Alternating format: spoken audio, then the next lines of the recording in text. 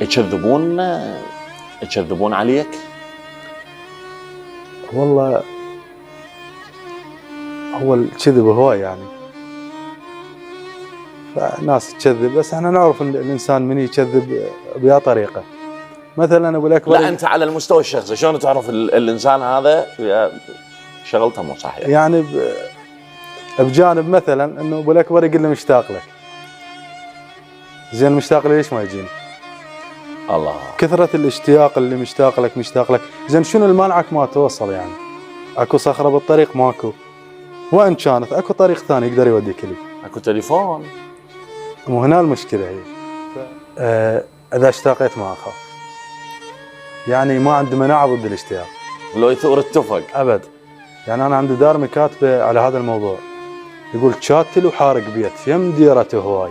شاتل وحارق بيت، يعني اثنين، شاتل وحارق بيت يم ديرته هواي.